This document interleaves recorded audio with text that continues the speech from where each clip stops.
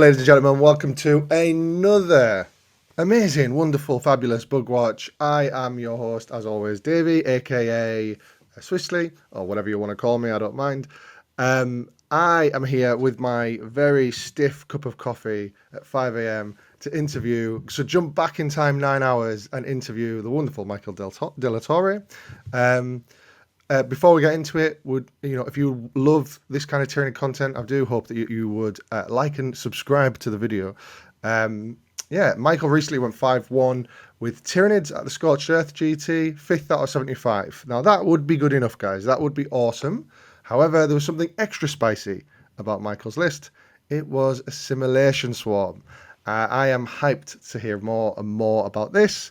And I'm sure you're the same watching this content. So Michael very kindly agreed to come on, and here he is. Michael, how are you doing? I'm doing very well, thank you. Good stuff. Good stuff. So, first before we kick off, it's always good to get the background of the player and understand your journey through the hobby. So, how did you get into 40k, and more importantly, how did you get into Tyranids? I started with Tyranids, so this was probably 2002, so maybe 2001. Trying to remember exactly. I started in middle school with a bunch of buddies, so super casual. Third edition, played into about fourth edition. It kind of petered off around high school, and I took a break. And I didn't get back in. I was looking to get back in around 2018. But I was living in Wyoming, and there wasn't a great scene for that. It's the least, one of the least population dense states in the country. Okay. So there wasn't a great place for that, and so I waited until I moved to Arizona and got in right before the 9th edition Tyranid Codex came out. Good timing. So relatively new to the competitive scene, and I got a lot of old timey bug action in. But not a whole lot of the competitive scene was very developed at that time, I would say. I'm fairly sure that you've had a couple of good tournament results in that short time, though, haven't you? I'm 99% sure your lists have come up on the show before. I'm not sure if they have. I haven't had any good GT results. Okay. I've had some good recent RTT results. Perhaps it was with that. this list specifically, but right, nice. Okay, cool. So you've been working on this list for a while then? Yeah, pretty much since the start of the Codex. So I was playing Invasion.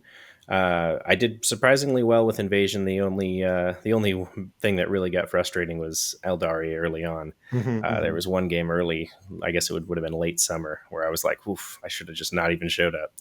But, that's just the fun stuff of playing in the competitive scene. Sometimes things are broken and you just got to deal with them.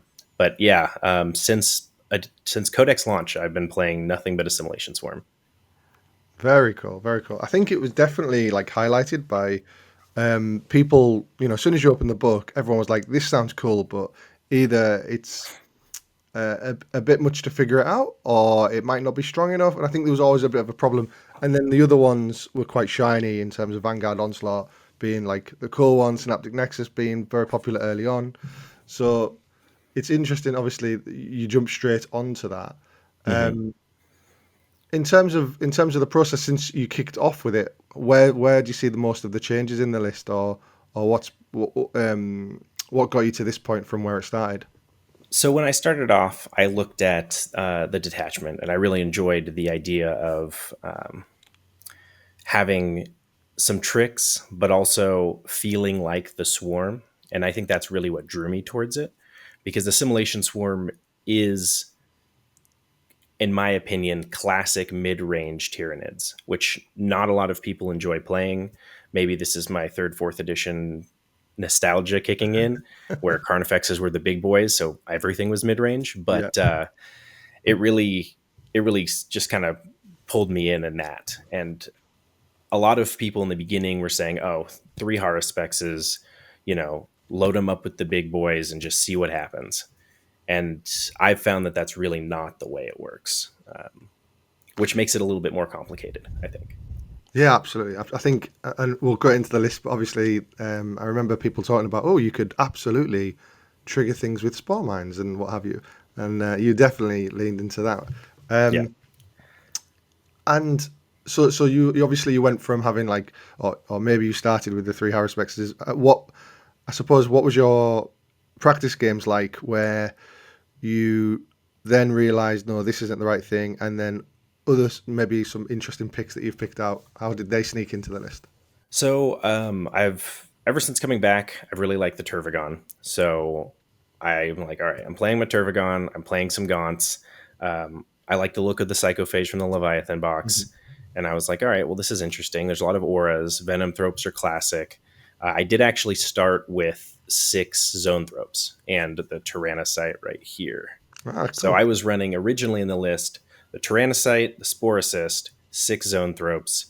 Um, and there was a little bit of play. I think I've played with about 150-ish points, somewhere from 150 to 200 points throughout the 17 games I've played with the list since the Codex.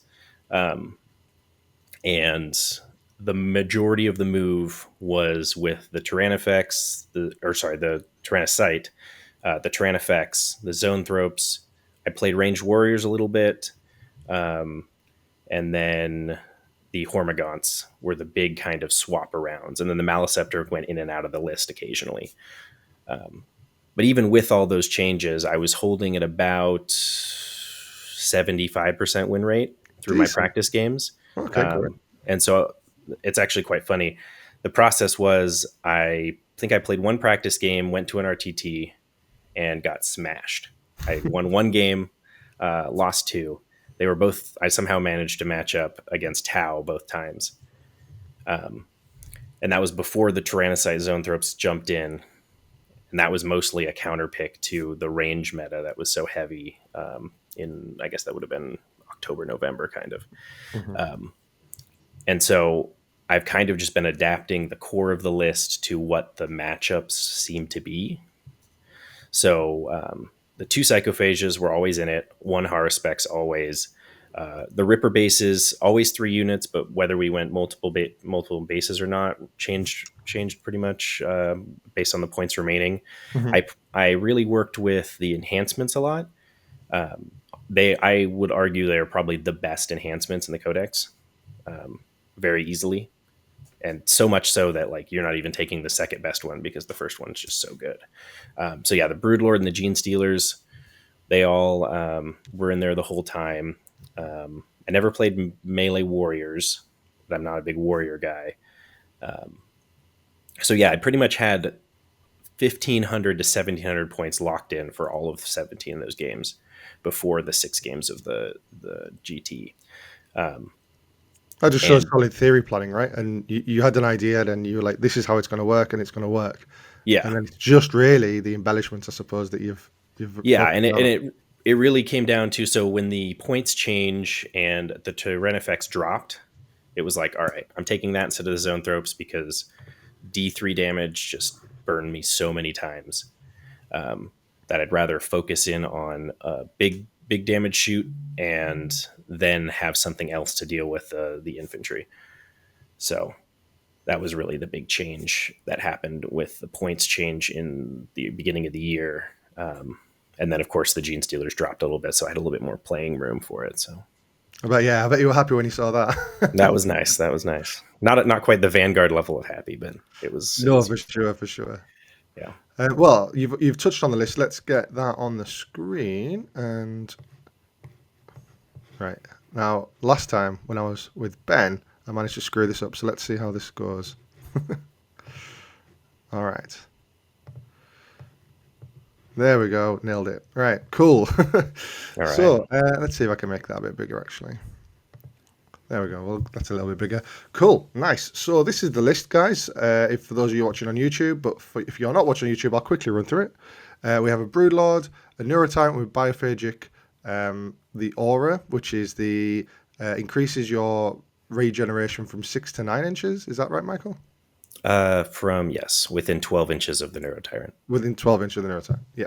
A Tervigan, 2 times 10 Hormigans, 20 Termagants, 10 Gene Stealers, 6 Tyrant Guard, 3 Venom Thropes, a Haruspex, a Maliceptor, 2 Psychophage, 3 times 1 Ripper Swarms, a Tyrannofex, and the spiciest of all spicy boys, the Spore Assist, which I have not seen since ninth edition. So that is very much hype.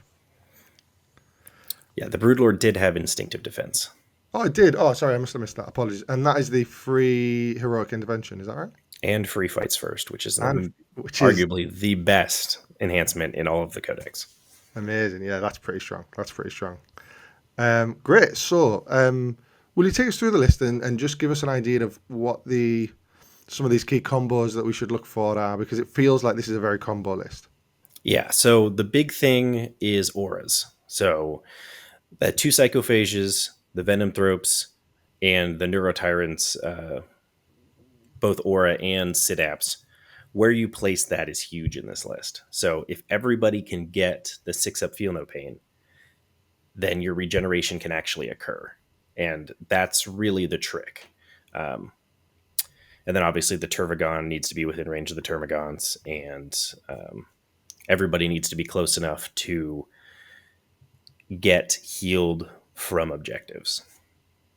So starting off, it's a real primary control list, which I think a lot of Tyranid lists work well on, but a lot of Yeah. Tyranid lists lean very heavily into secondary scoring.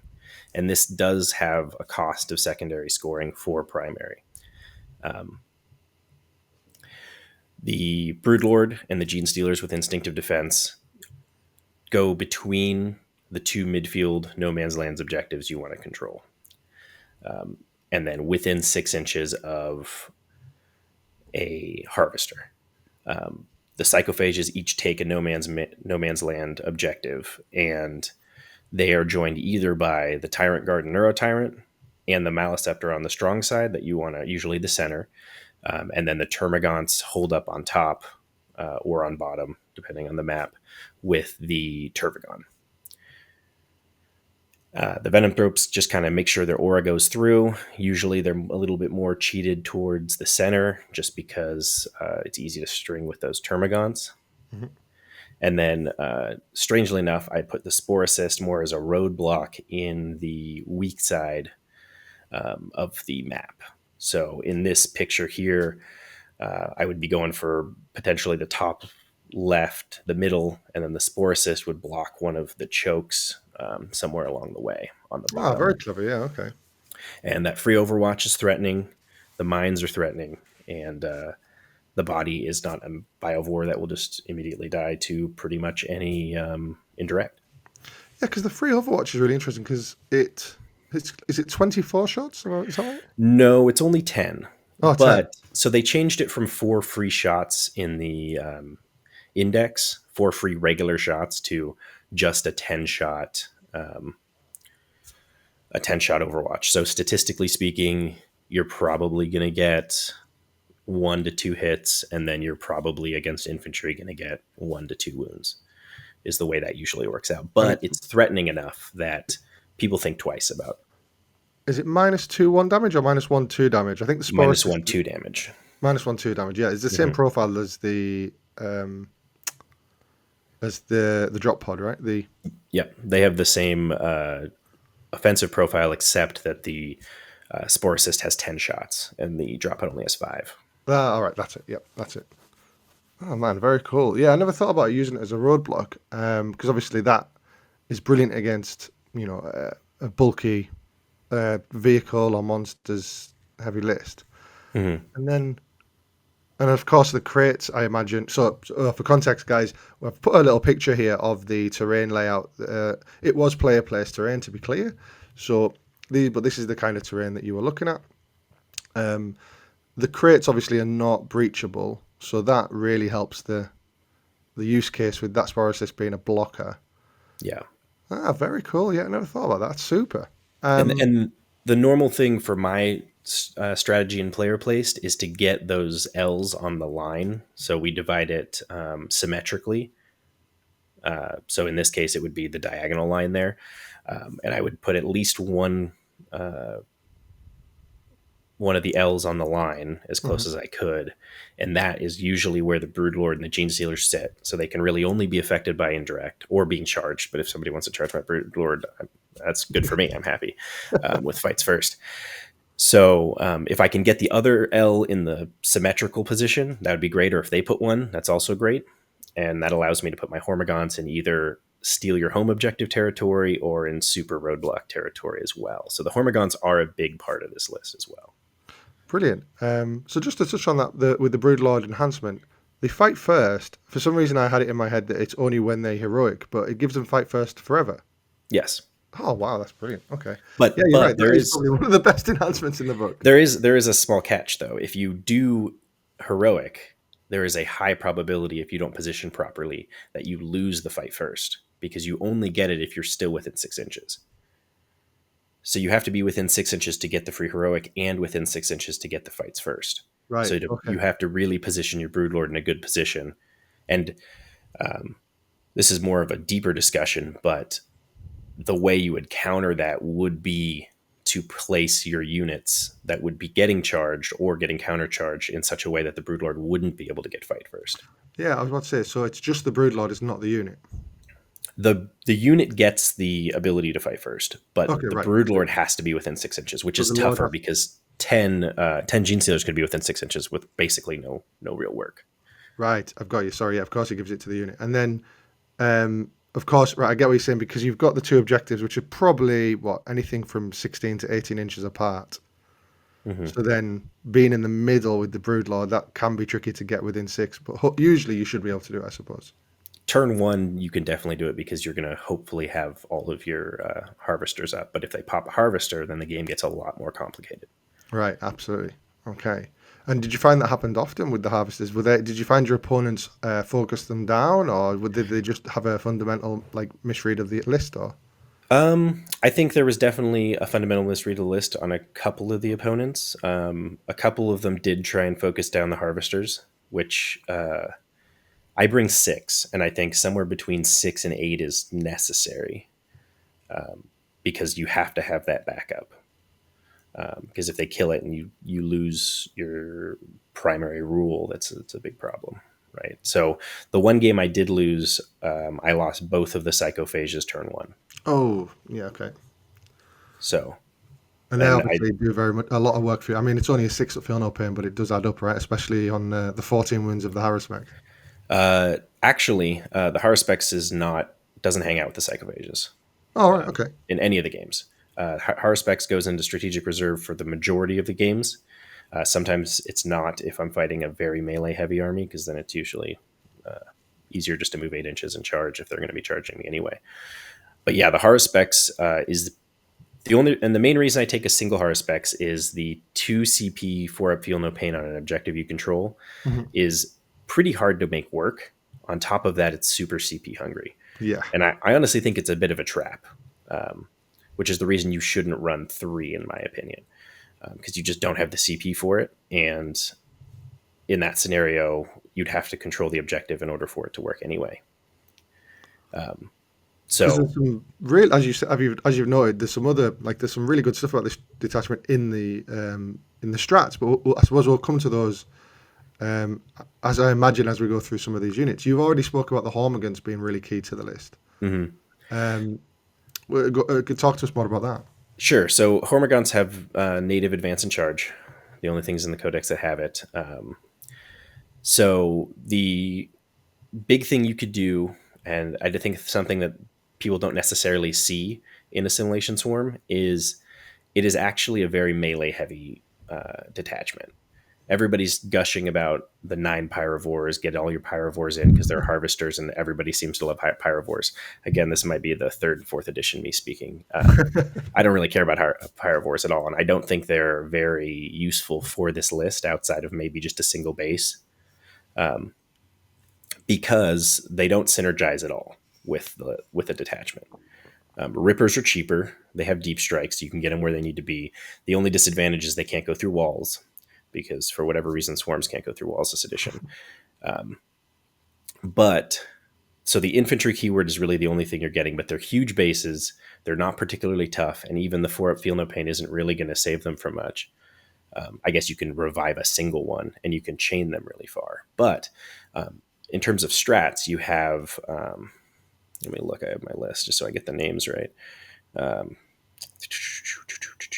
you have the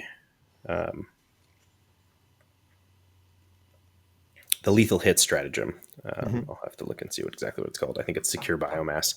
Um, and anyway, that whole discussion, the lethal hit stratagem gives either regular lethal hits to any unit or 5-up lethal hits to a harvester, which is basically just the Haruspex Hmm. is going to benefit from that. But the Hormagaunts benefit from that greatly because 30 attacks at AP 1 damage can pretty much guarantee that you're going to out OC anything that you're going to have to fight on an objective. So if you have an objective you want to take, specifically their home objective, if you draw capture any outpost, you can get that turn one, move them somewhere near the center. So you're maybe 8 inches from their deployment. Um, then turn two, you can advance, charge, and that's a pretty big threat range. If you get 2 or 3 on, that's 6 OC. And if you kill what normally is a 5 OC unit holding home, you kill one model, you spend that 1 CP and you get lethal hits and you steal an objective. Yeah, very cool. Very cool.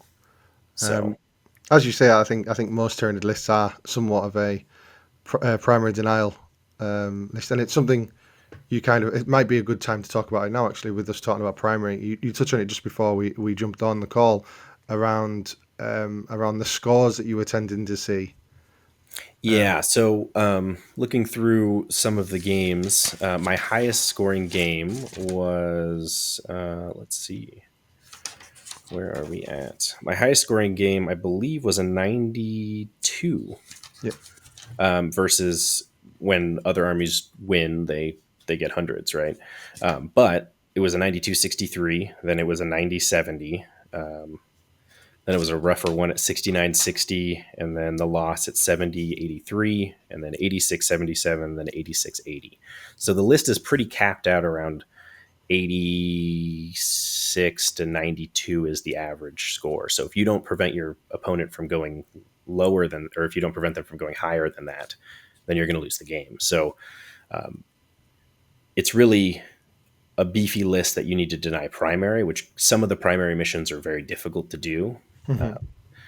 And interestingly enough, with this list, I believe I tied twice with Purge the Foe in my practice games.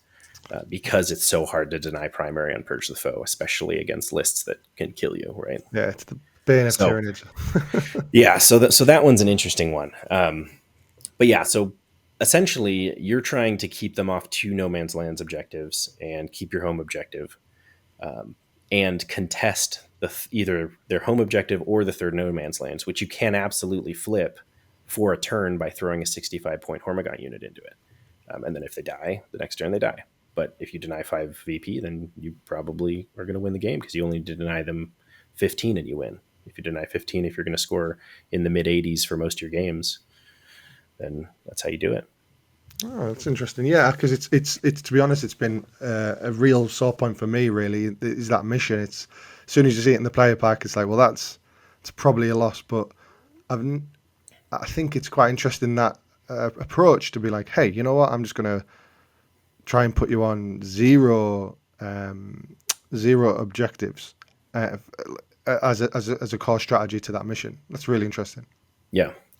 Yeah, the interesting thing is if you were a better control army and Purge the Foe, then the normal scenario is you both max it because if as long as you kill one that first one, because you can both get 4 the first turn, you're both likely going to get 8 the second turn, and then both of you could easily get 12, 12, 12, and then that will get you pretty close to max, or it will get max. What is that? 36, 8, pretty close.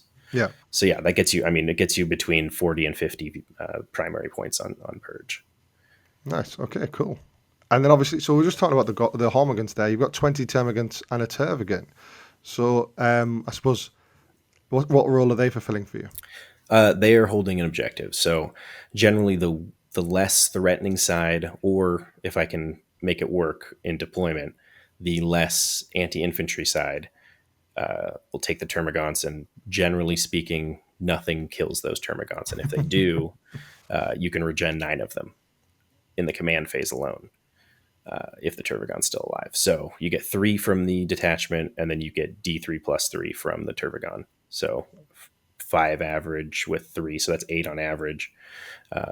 And with -1 to hit, and with cover, and potentially a 6-up feel no pain, anti-infantry guns don't really work against Termagants, and anything that could immediately kill them is not going to have enough volume to kill them anyway. So And so I think you've answered the question just there, but just to be clear, you've got a harvester unit over that side of the board as well. yes, Right. yeah, Very the cool. psychophage usually Yeah. goes that way. And then you've got 6 Tyrant Guard as well, which you've noted is going with the Neuro Tyrant. So they're getting that +1 to hit. I've been trying to make 6 Tyrant Guard work in recent weeks because I figure I just having chunky boys that don't that everyone if everyone's damage 3, I'm just going to be damage 4. Sorry, 4 wounds. So what have you done to make them work here? So the big thing with the Tyrant Guard is they usually advance that first turn onto the objective unless they can make a charge. They're threatening enough. They math out to similar to a Trigon in damage if they're all up. Obviously, it depends. If it's a 3 wound infantry, I think the Trigon's slightly better, but they're similar. With the +1 to hit from the Neuro Tyrant, you're hitting what, 8-ish hits, and with Twin Link Strength 8, you're probably wounding 6 Yep. So they've got the against pretty crushing much claws on anything. all 6, right? Yeah, the Crushing Claws. Right. So it's enough to kind of drop down. The one thing that people don't necessarily realize is the Neuro Tyrant Guard brick is only 200 and, well, with the enhancement, I guess it's 300 points. But the Neuro Tyrant's OC3. So you're talking about an OC9 unit where the OC3 is going to die last, and you're going to be able to contest, if not flip, objectives with them, even as 2 or 3 Tyrant Guard die, because you're going to bring the Neuro Tyrant and you're going to bring the Psychophage. So you're saying at least 6 OC plus whatever's left in the Tyrant Guard. And Tyrant Guard, while I would love for them to have a 2-up save, even with a 3-up save at T8, it's the bane of basically everything. It's a 4 wound model with a 6-up feel no pain. Every 5 2 damage wounds will cause an extra one, right? So 5 will kill 2 instead of 4 killing 2, statistically speaking. Mm-hmm. On top of that, those kinds of weapons are usually only AP2, and if you have the Venom Throat cover, then you're saving on 4s anyway. So that works out really well. And T8 is really good against plasma, really good against overcharged plasma. It's good against everything that's strength 6. So like Custodes, that kind of stuff, just kind of blinks on it. Yeah, there's some weird things like that with Tyrant Guard. I think when I've played them on the table, I've been like, there's weird things that have surprised me about them. The OC thing, for sure. Like, I was playing mine kind of like a late game, brick to kind of, well, you can't kill this, I'm going to OC your objective. But it really does pull through. And then, of course, the wonderful thing about your list is they kill one, you regen it. Mm-hmm. That is a huge one. And they're potentially strong enough to melee a unit down and regen anyway again. So that, I think, after we get through the units, I think that'll be a big discussion on exactly how that works in the list. Oh yeah, brilliant. Good. No, I was just going to say you've obviously got Venom Throat, so we know what we kind of know what they're doing, and you kind of explained that they sit in the middle and try and get that aura out. The Malice have made the final cut by the looks of things. Yeah, it did make the final cut. That last set of games, I was concerned about Grey Knights and Custodes before the tournament. I didn't end up matching into any of the Terminator equivalent armies, but I potentially could have with the Votan. But the Maliceptor is just really good against that with the 3 damage. It's the only 3 damage in the list, or damage 3 weapons in the list. So you got to take some of that. It's basically what it comes down to. And it's super tough. And if you heal 2 or 3 wounds, sometimes that can make the difference. Absolutely. And finally, this must be inspiring to everyone with the Leviathan box. Psychophage is hitting the table. Tell us how we make this 125 point unit work. So I definitely agree that the unit is overpriced. if it weren't for Assimilation Swarm, I'd probably still take one, but I would not take two. It is deceptively tanky. So against most weapons, it is equivalent to our specs in tankiness. The big difference is strength 9 and strength 10 weapons, which generally aren't huge everywhere, and you can avoid because they're rare enough. You don't have to worry about it as much because the 5-up feel no pain. They have the same save, and the only difference is the toughness and the wounds. But the 5-up feel no pain with psychophage number of wounds is mathematically the same. So I've had a lot of times where the psychophage has survived to like a gladiator lancer with one Oh, wound left. nice. And I mean, yeah, you roll a little bit hot, but you only have to roll a little bit hot, right? I mean, one save and then you're guaranteed not to die. You're guaranteed not to die from meltas, essentially a single melta, that is. And there's just a lot of matchups where they're not going to have much life left, but they're alive, and that's all you need to do to make the detachment work. Yeah, as long as you survive, you can just, you get those wounds back as well, right? Yeah, or you can ignore it and make them shoot a whole other unit at it, and that's another thing. A lot of these units create really bad unit math, and if that's the case, then if you have to throw another shooting unit into a unit you didn't kill because two guys are left or one guy's left, then it doesn't matter if they survive or not because you ate two big units of shooting. Very cool. And then you got the 3x1 Ripper Swarm. So I think you said before, obviously they can deep strike in, so they can be where you need them when you need them. Yeah, the tough thing there is I usually leave one at home because the tyranniformed stratagem is super important Oh yes, as of course. well. And then two of them are in deep strike. Usually one is just a secondary monkey, whether I get behind enemy lines, which would be like the Ripper Swarm and the Hormigons would get it, or potentially homers, something like that. And then the other one usually backs up whichever psychophage got killed. Is what the way it usually works out. Nice. A Tyrannofex. Oh, sorry, I should have wrote down what weapon it had. Actually, is it the acid spray? No, actually, it's the old casino cannon, if you will, Ah, the rupture cannon. Very the cool. rupture cannon. So that was an artifact of having to deal with tanks. Hmm. If I hold the points and they're not coming at me, I have to do something, and so the Tyrannofex really is the answer to that. Yeah, it's a Over funny two one, isn't it? turns. Because I think I've and ahed about the rupture cannon before. Because one of the things that's really nice about it is, yes, another anti tank can shoot it if they go first because it's so big, it's very difficult to hide. But it can blank one of the damages. So you just go, okay, no, that didn't happen, and I'm going to shoot you back now, Yeah, which theoretically is fantastic, right? and then even then, if they focus everything on the Tyrannofex, then I can heal it.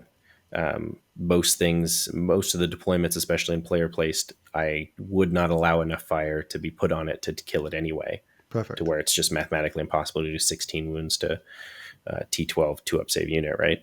With a blank. So yeah, if they want to shoot it, they can shoot it. If not, it's going to be there at the end of the game with OC5 and messing with your dudes. Yeah, the Of course, OC5 is low key amazing on those units. That and a Tervagon. yeah. So having that back potentially for something like Inceptors or something that deep strikes within 3 or shoots and scoots when they drop in, then it's like, all right, well, you can't get enough models on it. So, and the base is big enough that you're not going to be able to be on the objective anyway within 3 if I'm expecting that.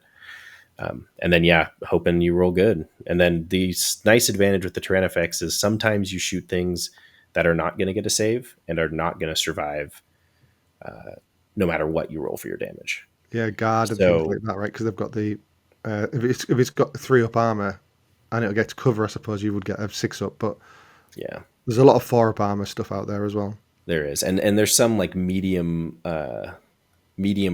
threat guys that you're just like, I just don't want to deal with that right now. You have a 4-up armor save, and you have like 4 wounds. Like, all right, you're just gonna goodbye.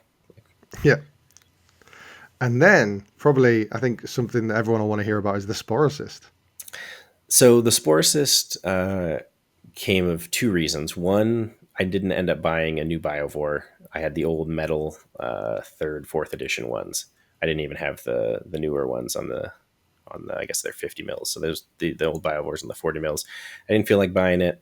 but also seeing all the indirect that exists. There's guard indirect, there's sisters indirect, Okay. Yeah, very there's interesting. Yeah, it's a there's good take. yeah D cannons, that kind of stuff.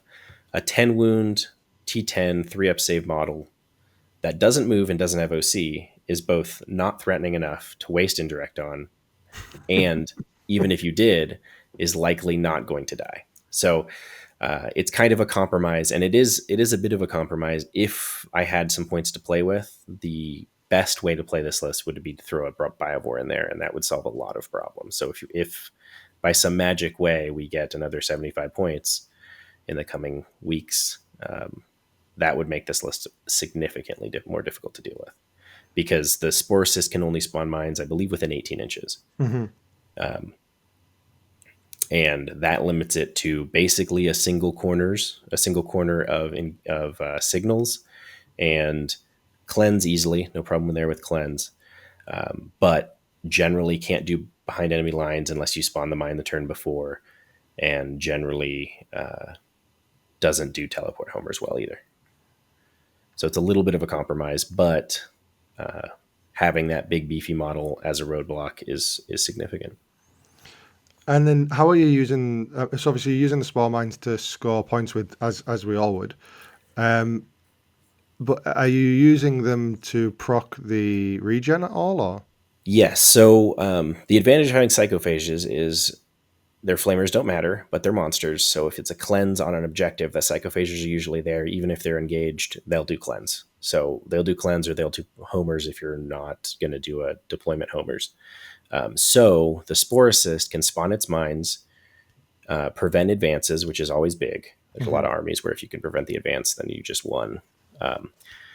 Prevent advances, and interestingly enough, or I suppose they are T4 3 wounds, which means that you can't necessarily kill the mines in the enemy can't kill them in the shooting phase without committing something that's significant.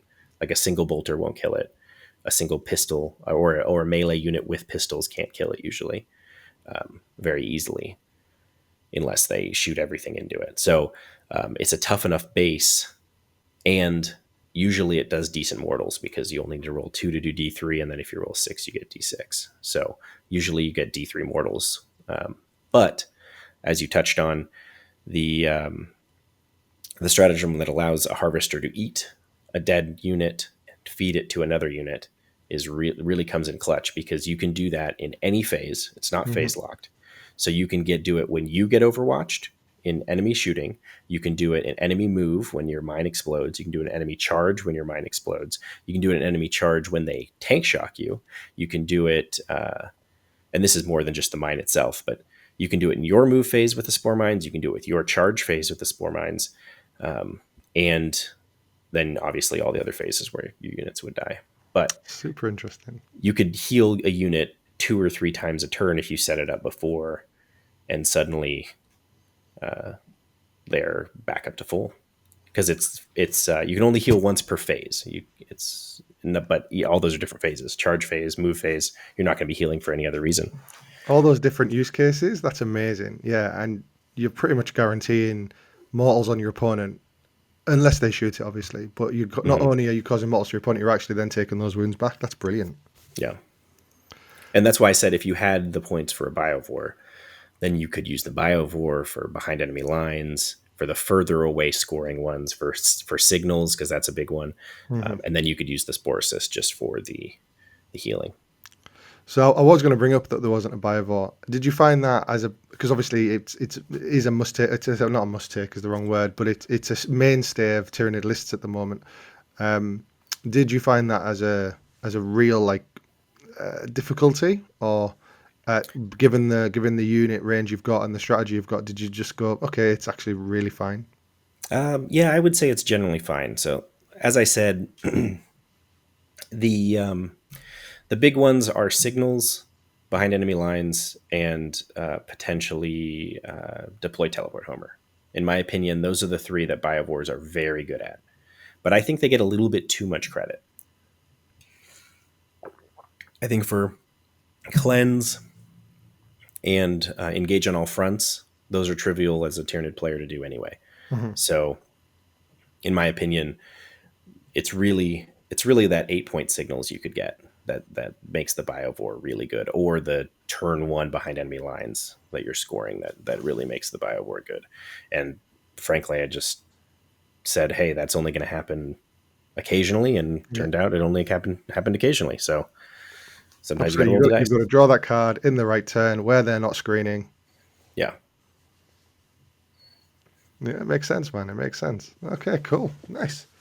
Um, and in terms of the, so I'm trying to think of what else we're going to say. So yeah, just I suppose to touch on the stratagems, you've kind of given us a couple of use cases already, but are there any other stratagems you would pull out as being really really impactful for the list? Let me think about it. So the one that you don't think about as much is the tyrannoformed Oh, stratagem, sticky which in your objectives, right? command phase you sticky your objective if you control it and have a harvester on it, which allows you to kind of go full tilt on turn 4 and turn 5, or even sooner if they're playing a low mobility army, to the point where suddenly in any other detachment, you wouldn't have a Tyrannifex in your face. But suddenly you do, because I don't have to be on my home objective. You already drew capture enemy outpost, or I'm not worried about any deep strikers or reserves, and I'm just moving everything up the board. And the other thing is that kind of supports the gameplay style of having models left on the board at the end, which you generally do with this kind of list where you're healing it. I think that sounds like music to a lot of Tyranid players' ears, having models at the end of the game. Yeah, that is true. um, and then there's the interesting one I've always thought of is the +1 to hit on when a harvester unit dies. Is that something that gets used very often? The +1 to wound. Wound, sorry, yeah, wound. Yeah. So this is also where I go divergent with the Tyranid. I would say probably the Tyranid classical logic of neurolictors everywhere. Um, the +1 to wound isn't used that often.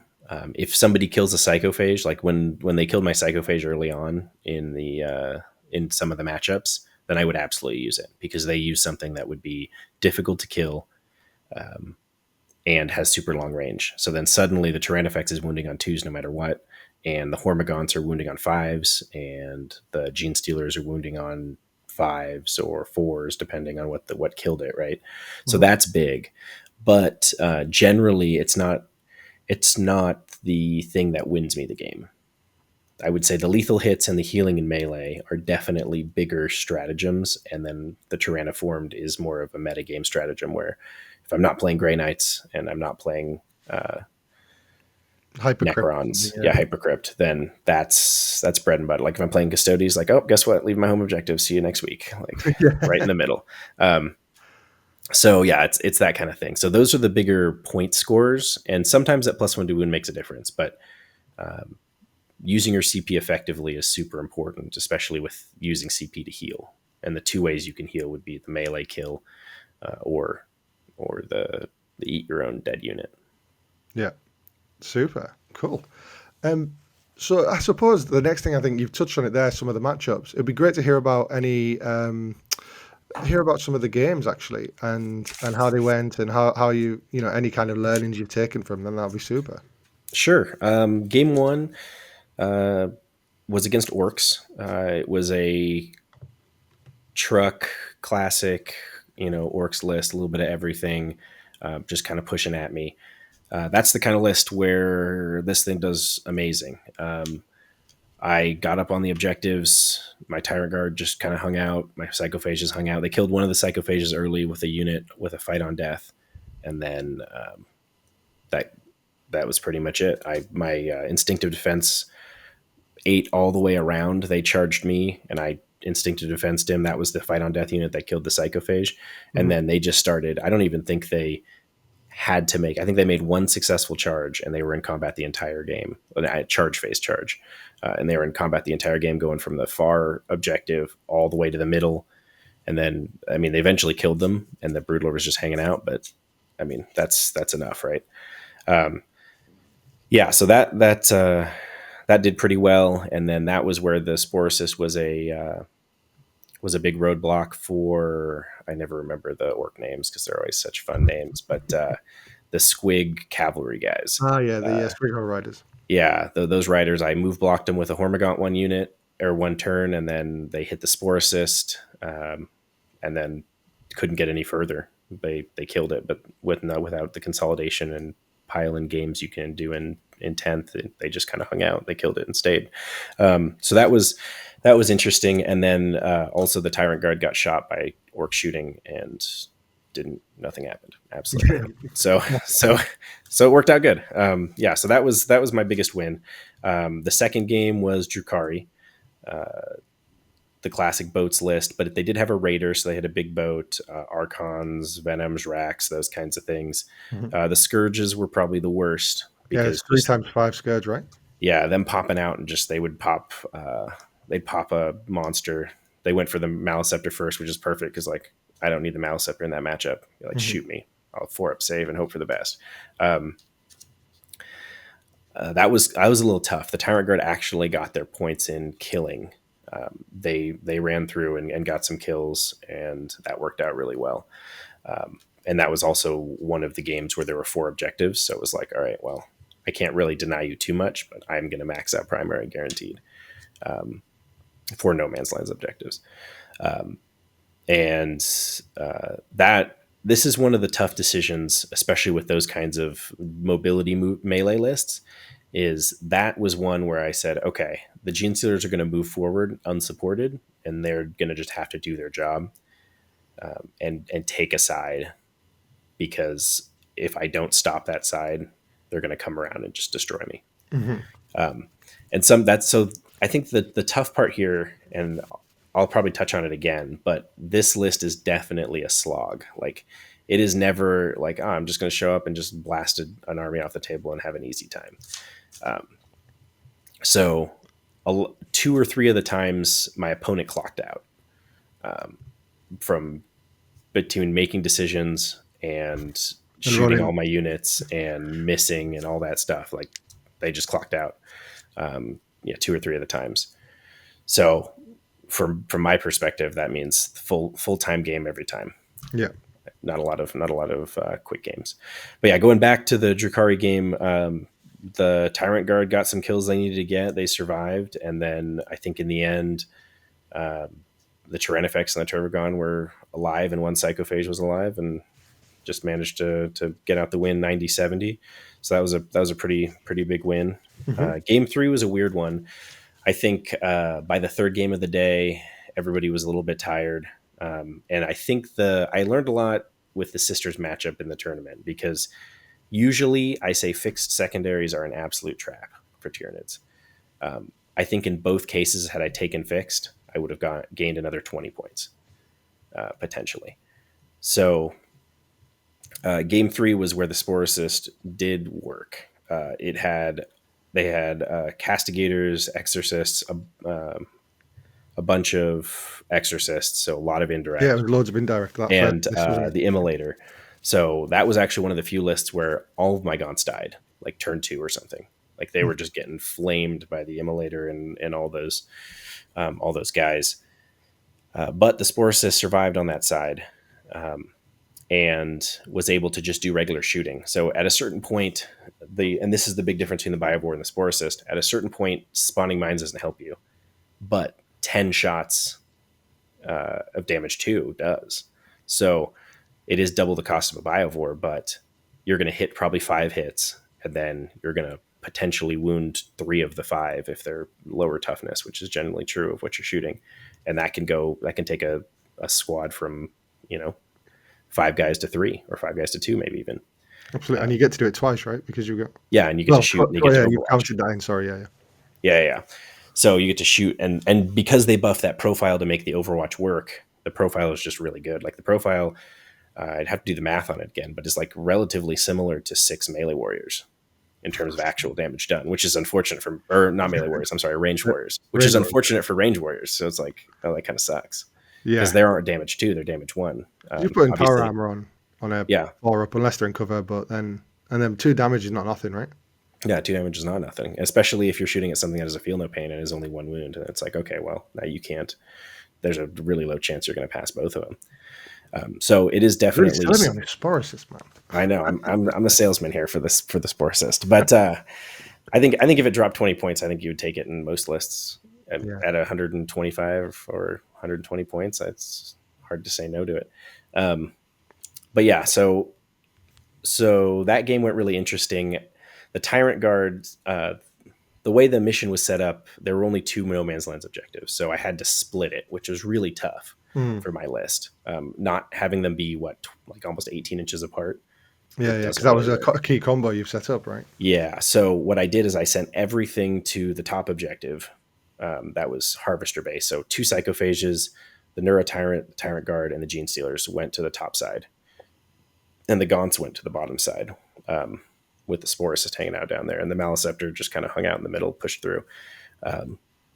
And so I lost the Gaunt side completely. I think I captured it one turn, and then he got it the rest of the game. But the interesting thing that happened was, up on the top side, Morven Vol dropped in to attack that block, not the Gene Stealers. They were over fighting some Repentia, but they were able to fight that block. But the Tyrant Guard survived a Morven Vol attack and a shoot and charge, with like 1 Tyrant Guard left. Wow. And so that's enough to lock them in. And then the Gene Stealers were done doing their job over with the Repentia and came back and just slapped Morven Vol silly. Interesting. So that's a really interesting. It's so many of these games are movement phase wins you or loses a game. Yeah. And then of course if you just roll ones on charges, that's a real bummer. Yeah, that's a bit. That sucks. So sometimes that happens, but yeah, that was a pretty crazy game. But because he had so much indirect, he had kind of covered his home objective. So we both scored really low. He never came to my home objective, and I never really made it to his. It really hampers down those secondaries, right? Yeah, and then the primary, there were just 2 objectives, and I only had 1 of the No Man's Land. But And he on didn't Vital have. Ground as well, you're just fighting on two parts of the Yeah, board as well. Right? yeah. So that I didn't expect that one to be a tough one, but it turned out to be a pretty tough one. And then you got Sisters again. I got Sisters again, and I was not excited because I was like, It's a hard oh, matchup, man. it is a tough matchup because this list doesn't get a lot of killing. And if suddenly it's like, oh, I have a Miracle 6, you have to do 1 extra wound. Guaranteed. You have to do at least 1 wound because I'm just going to roll 3 saves and I'm going to pass the last one if I didn't pass the last 3. So that was a tough one. And this is where my inexperience kind of got me. I was playing on Scorched Earth, which is a little ironic for the Scorched Earth Open. And I took Tactical where I should have took Fixed. And I haven't played a lot of Sisters, but she was playing basically all the characters that charge into your face. Had I taken Assassination and Bring It Down, I would have scored 90 points, I think. Oh, It would have been like my best game of the but then tournament. if you take Assassination and bring it down, then maybe don't bring the characters out. Yeah, well, but if she didn't bring characters out, then I would have won primary, and that wouldn't have mattered.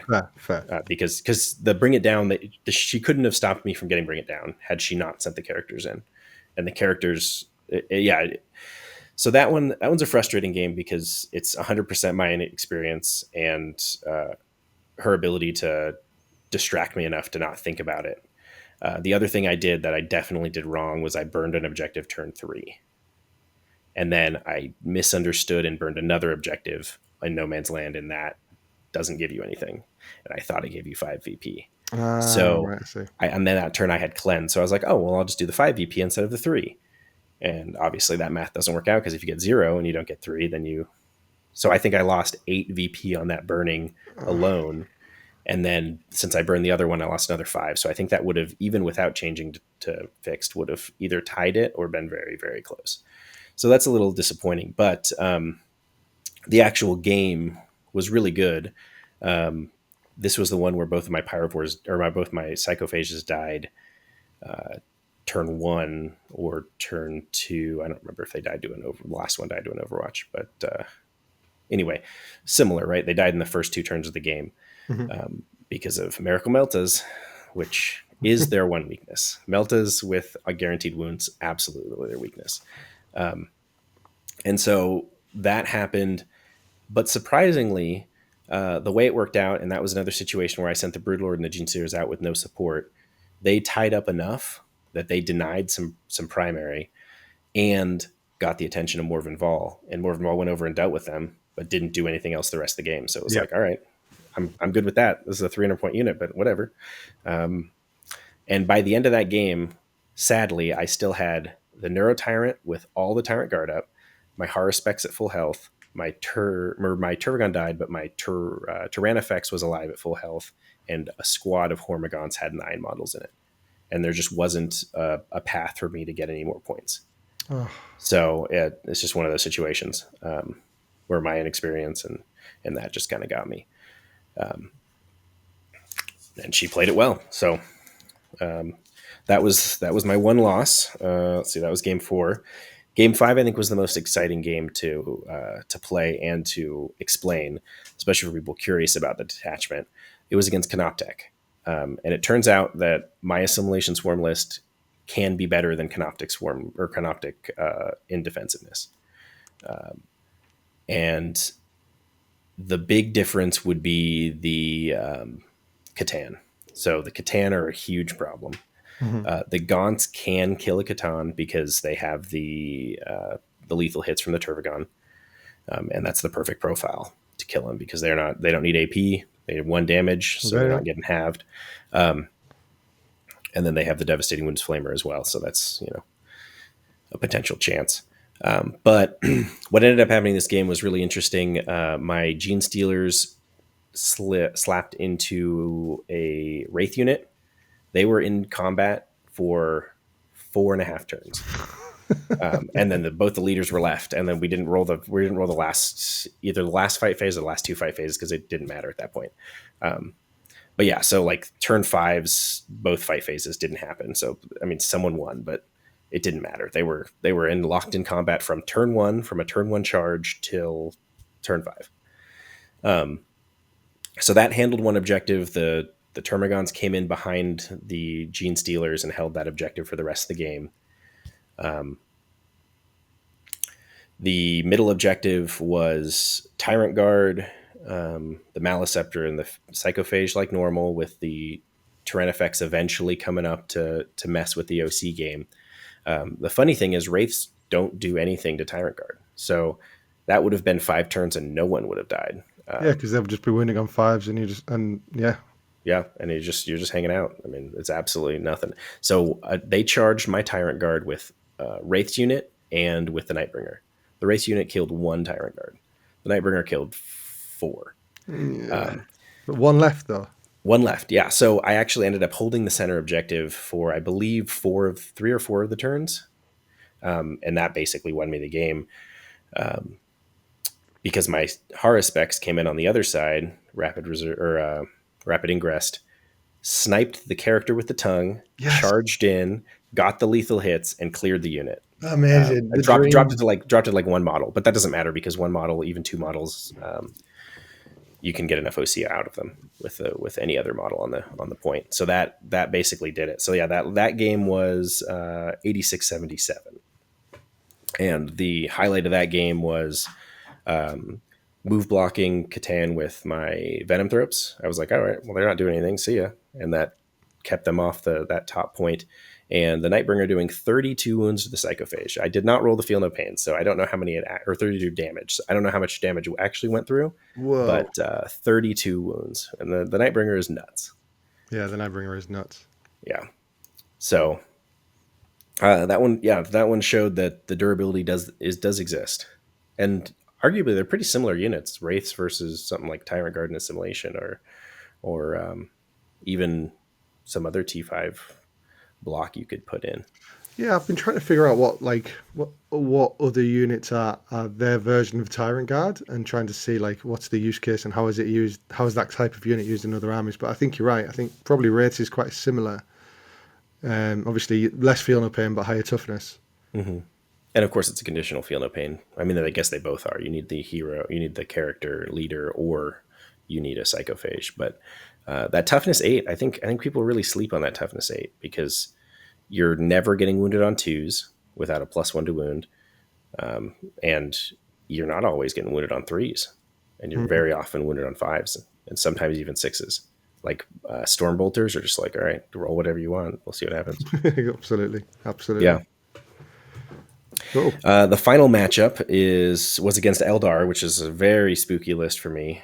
This was actually the guy who I played in the RTT. Probably this was actually the guy who I played. I was like, I shouldn't even showed up with the invasion list back when they were just completely busted. But it was 3 fire prisms, tons of hawks, tons of move and shoot, tons of spiders. It was like, all right, this is going to be tough. And it was tough. It was a really close game. Pretty much the only way I was able to hold out was to do the opposite of what I normally did. I held Okay. the points, but I didn't overcommit. I overcommitted the Tyrant Guard and the Neuro Tyrant. So turn one, it ate most of the shooting that wasn't fire prisms, and I think it killed all the Tyrant Guard, and the Neuro Tyrant was still alive. But it means that I held the center objective for the first 2 turns.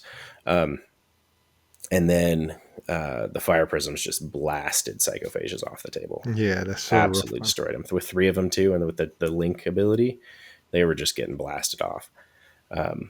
But that's why I bring the Hormagaunts and the Termagants, because if you're going to focus down my monsters, then I'm just going to sit on the objectives and hope Stick for the loads of best. bodies there, yeah. Yeah, and then they Watch don't have fire. enough bodies to deal with it. And this is another scenario where the Spore Assist's just shooting. I think after turn 2, I didn't spawn any more mines because I didn't have any more harvesters left because he blasted them all off.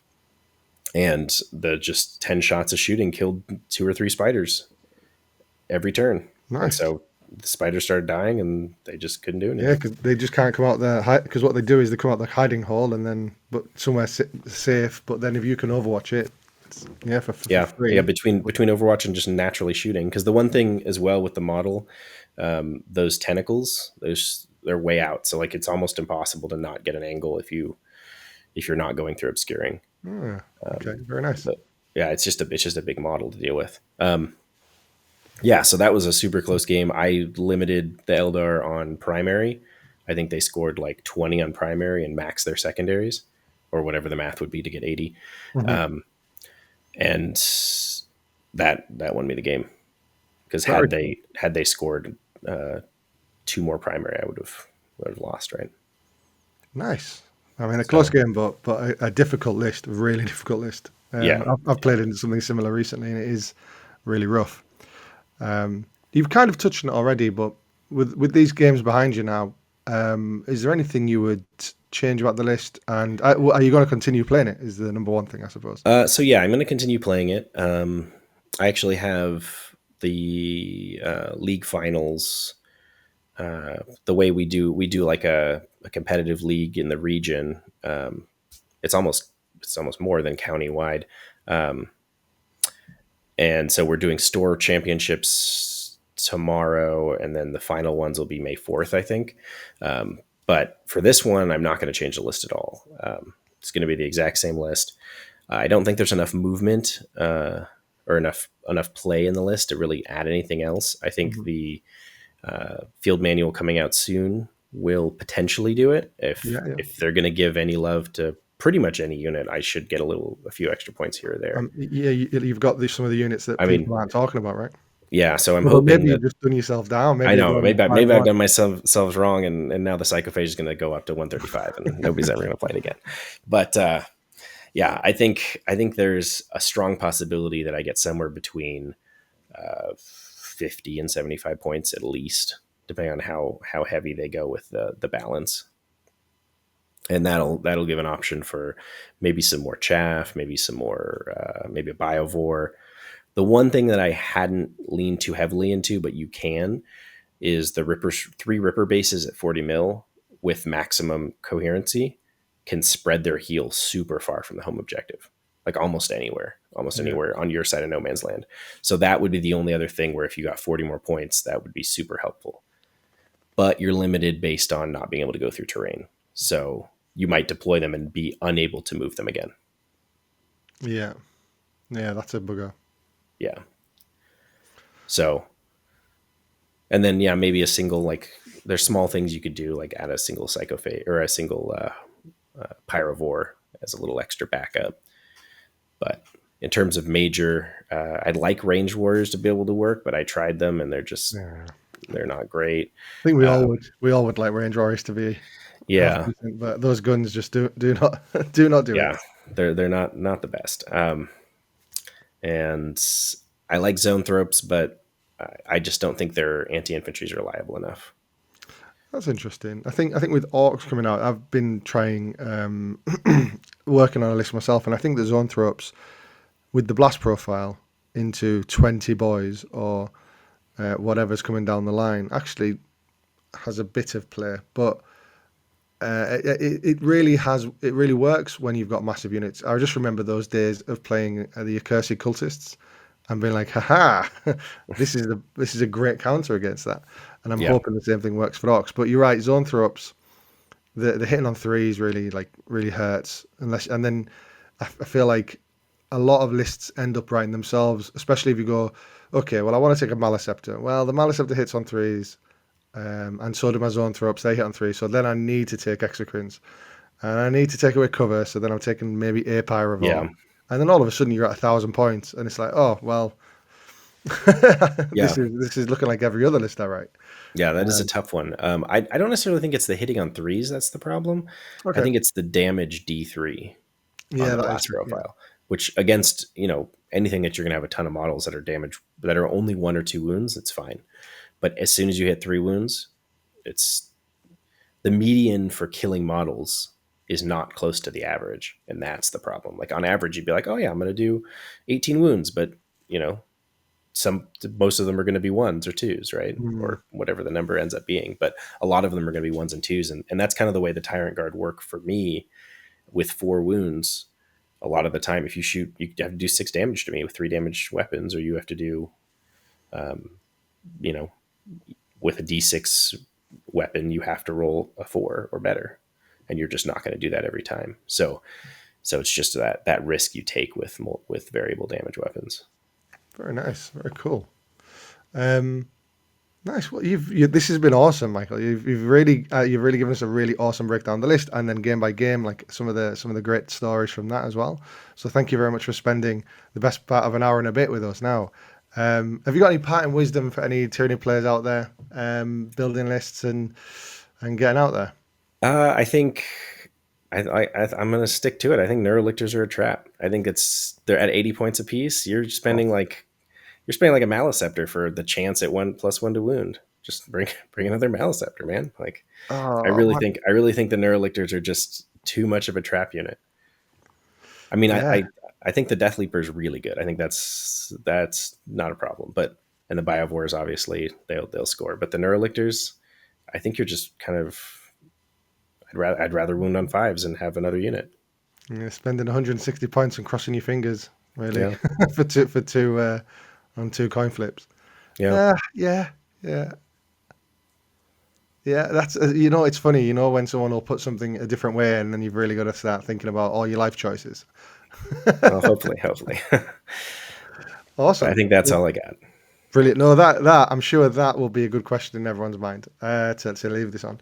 So thanks again, Michael, and again, best of luck with the list, and hopefully you'll do really well in the Store Championships you've got coming up. Thank you. Cool. Thanks very much, guys. And of course, please like and subscribe to the video. Comment below if you have any questions for Michael. I'll try and pass them through to him via Discord. You're on Discord, aren't you, Michael? I am. Yeah. Yeah, nice. And you're in the Tyrannid Discord. I am. Yeah. Nice. Cool. All right. We'll catch you guys later. Have a good one. Goodbye.